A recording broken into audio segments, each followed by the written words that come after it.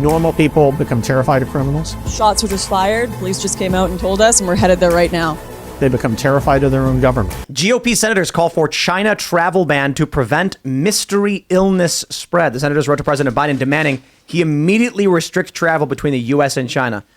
Okay, I mean, that's it. That's the story, right? You get Marco Rubio, you get J.D. Vance, you get Rick Scott, you get Tommy Tuberville, Mike Braun, you get all these GOP senators.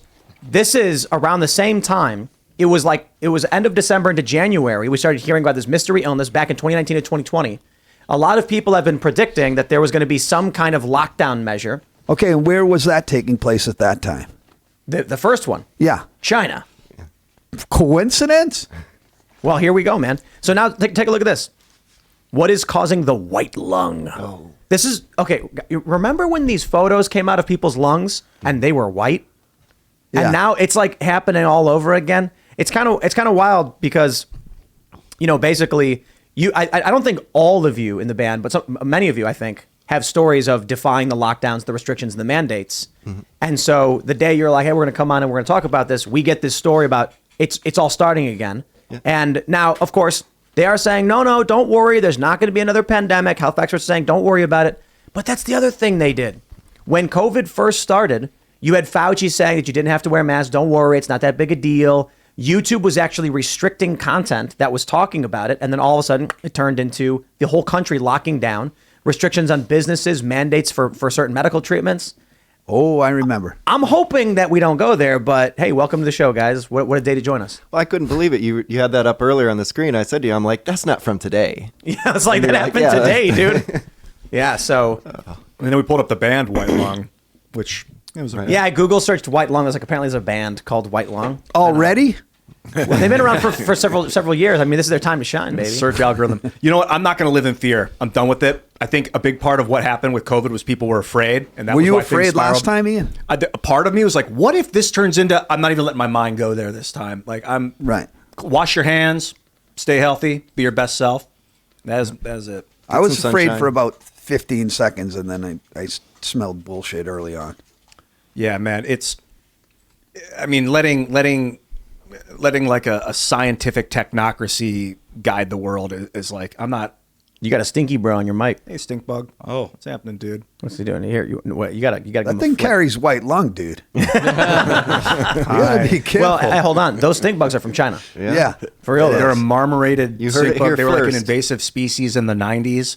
Talk about, was that intentional? Did they? Well, they arrived in 1996 in PA. I did all this research. It was like, where do these come from and how do I get rid of them? And those lantern flies. I don't even Aren't know where those from came China too? Probably. I don't know. They're spreading all over and they're big and they're nasty and we have these weird Hold jelly. on, you're not kidding me? That bug is from China? Yeah, it's from Yes. China. There's also that it's an invasive disease- species. In China, there's like a wasp that kills and eats it. But out here, there's nothing, so it's spreading like wildfire. It's all over buildings. There's also It's crazy. that one disease, TikTok. Have you heard of it? That's from China.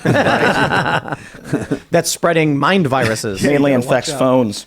Well, let's jump back in Can time. China send that wasp over?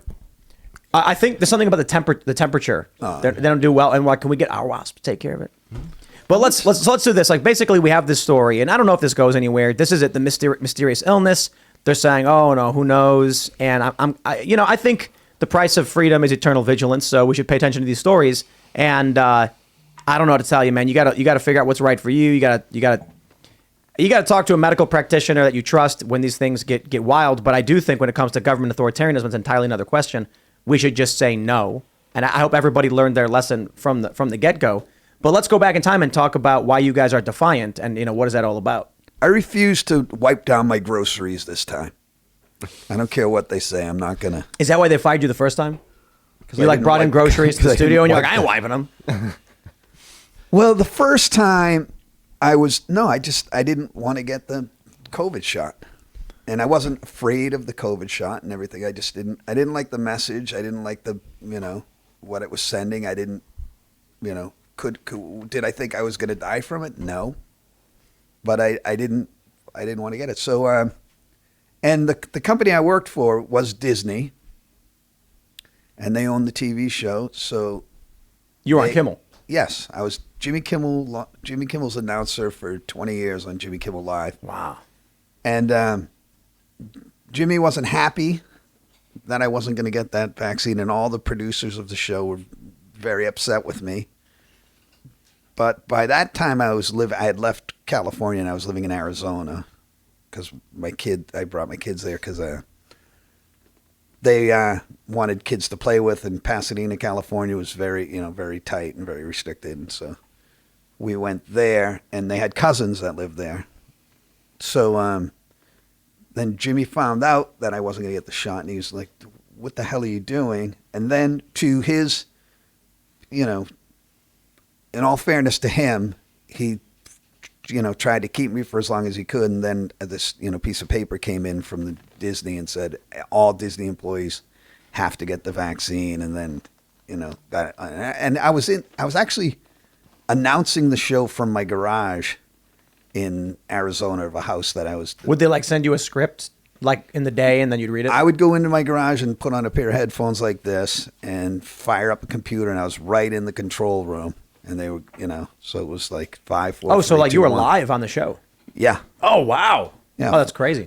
But they were even though you're in your own home, you can't, you're fired. No. And then all of a sudden it kind of became important for me to come back to California, and we need you in the studio, which, Wow, really? maybe they did.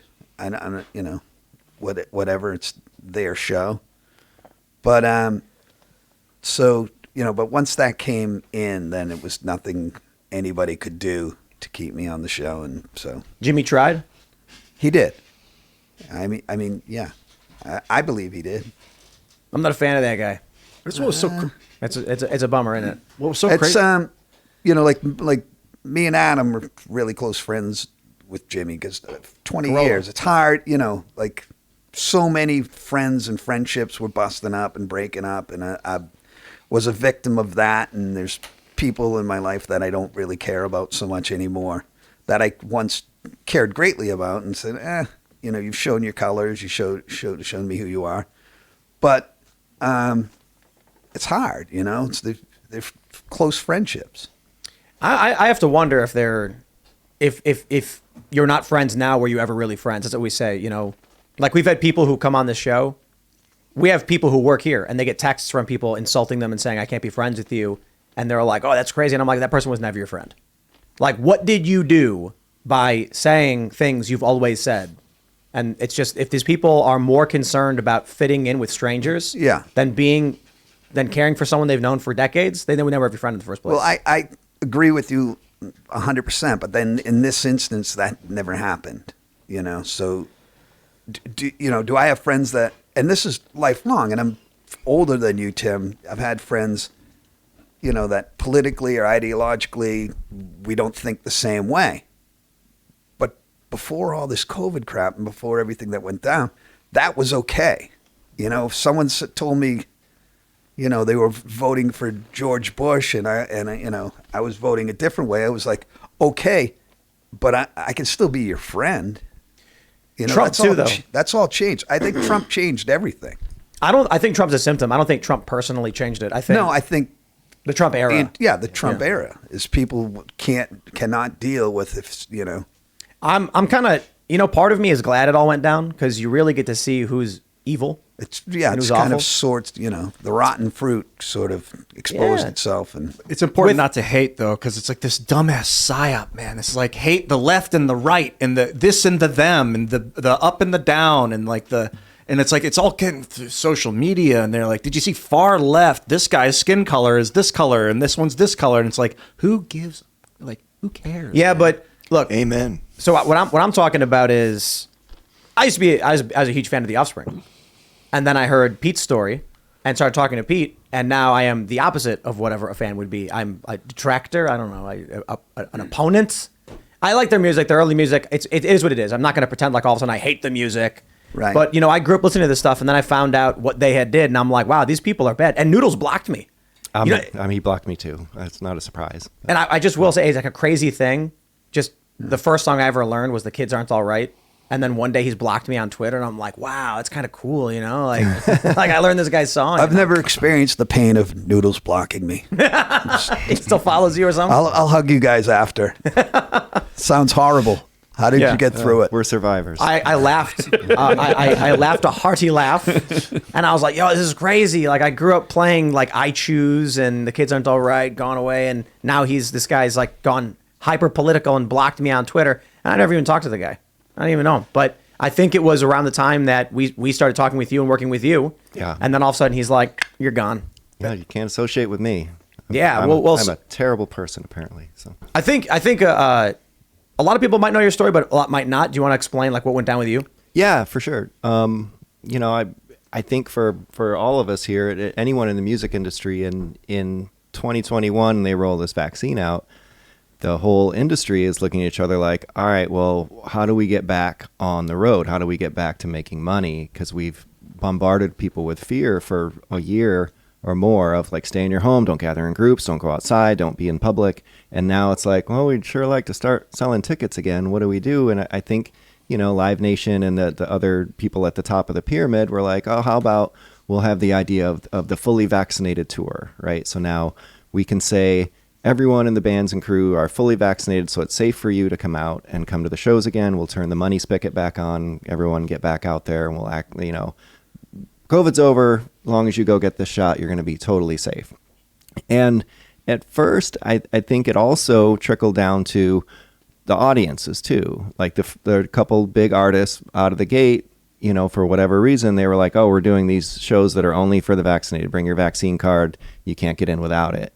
And I think they all figured out pretty quickly that, mandating the vaccine on your band and crew is good for business. Mandating it on your audience is terrible for business. Like they pissed off half of their crowd because a lot of people were not interested in this or were hanging back to see how it went, didn't want to get one up front, and were pissed that it would be segregating them out of being able to go back out to concerts and things. Especially since, it was pretty well known if you were paying attention that it didn't stop transmission. The FDA, even in January 21, I have a screenshot of it that my wife took. They said, well, most vaccines are, made to stop the transmission. This one was not tested for that. We are hopeful that that will be the result. And you're kind of like, I sent that to some of my very, very smart friends, and their response was, well, I don't know. That's weird. That doesn't make sense, but I still think everyone should get it. So Fall in line or else. Right. So I knew it was headed my direction. And, so by summertime, we had just put out a new record. We were gearing up to get back on tour like everybody else. And, I thought we had just started a dialogue, and there was, let's try to figure out a solution here. Like I'm not getting this for, my own medical reasons. And Your doctor advised against this. my doctor advised against it. And didn't matter. I got out of nowhere, I got this phone call from their manager that was just insane, abusive, like threatening, bizarre. Like, I'm a drummer. I'm used to kind of getting treated like crap. You're at the bottom of the food chain of the music industry, right? What do you call the guy that hangs out with musicians? A drummer, right? So I'm used to crappy phone calls. This was like an annihilation. It was crazy. I got one for you. What do you call a drummer with no girlfriend? Homeless. Oh, there you go. So many good ones. I got so many one. good ones. Hold on, I got one. What's the difference between a moose and the Mighty Mighty Boss Tones? What is it? Moose has the horns in the front and the asshole in the back. There you go. Well, you said something when you were working on Kimmel, Dickie, and this is right along with what you're saying, that Disney came in and they said everyone has to get this medicine. And everything I know about the medical industry is you go to a doctor, they give you medicine that's tailored for you. They wouldn't say, your doctor wouldn't say, I'm going to prescribe you a medicine for every human because every human's different. So, it was just shocking and The dismaying. one-size-fits-all thing was part of the, what led to me to this is bullshit. Because, I have children. Like, what I'm going to take, my children are going to take, my elderly mother's going to take. It's all going to be the same thing. My sister, who has MS, she's going to take the same thing, and it just that made no sense. It's like, how do we know this guy? Can't eat gluten. His joints are better without eating gluten. This person here, is whatever it is, allergies. We're all different. That's why we have our own personal physicians to assess our own health. Thanks for watching this clip from the Timcast IRL podcast. Hang out with us live Monday through Friday at 8 p.m. And become a member over at timcast.com for uncensored, members-only shows exclusive. Thanks for hanging out, and we'll see you all next time.